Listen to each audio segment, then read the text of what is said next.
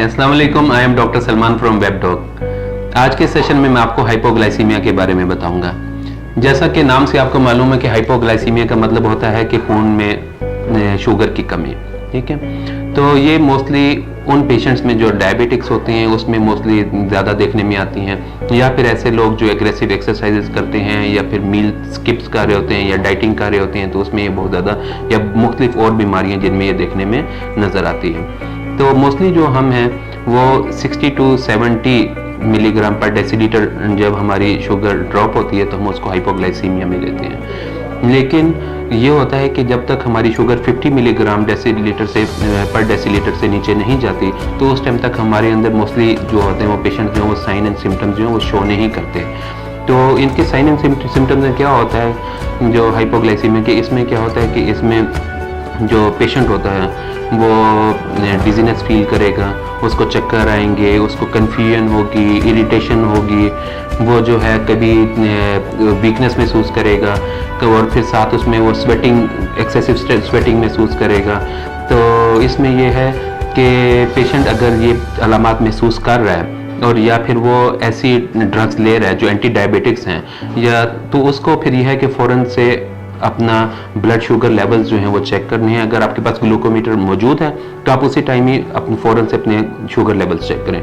अगर आपके पास ग्लूकोमीटर मौजूद नहीं है और आप जो ये अलामात देख रहे हैं अपने अंदर, तो आपने फ़ौरन से क्या करना है कि अपने जो आपके करीबी कोई स्वीट्स पड़ी हैं, जैसा कि कोई सॉलिड स्वीट्स में या कोई कैंडीज़ वगैरह या कोई भी, या फिर अगर वो नहीं, या जूसेस वगैरह हैं, मोस्टली जूसेस जो हैं वो बेटर वर्क करते हैं हाइपोग्लाइसीमिया में, तो आप वो हैं फ़ौरन से पहले वो ले लें, ठीक है, और फिर अपने करीबी डॉक्टर के पास जाएं ताकि वहाँ पे आपके शुगर लेवल्स वगैरह चेक हो, ठीक है।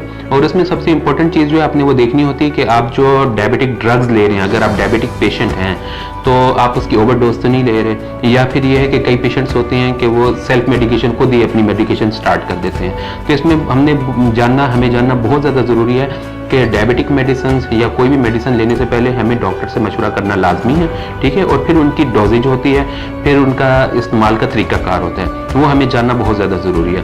तो कई जो पेशेंट्स हैं वो ओवरडोज ले लेते हैं, कई जो पेशेंट्स हैं वो कहते हैं कि मोस्टली उनको वो डर लगा होता है कि भाई हमने जो अपनी शुगर लेवल्स मेंटेन रखनी है, या उनको डॉक्टर ने कहा है कि आपने लो के ऊपर साइड के ऊपर रखनी है, तो वो क्या करते हैं कि मील्स जो हैं वो स्किप करना शुरू कर देते हैं, या फिर ये कि एग्रेसिव एक्सरसाइज शुरू कर देते हैं, या फिर ये है कि मोस्टली वो फूड वगैरह जो है वो जिस तरह उनकी जो रूटीन होती है वो लेना छोड़ देते हैं।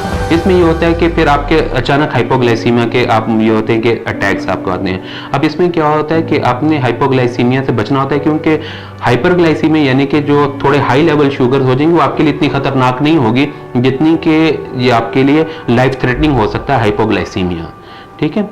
तो इसमें हमने क्या करना है कि हमने इसको कैसे ओवरकम करना है, हमने डाइट अपनी प्रॉपर रखनी है, ठीक है।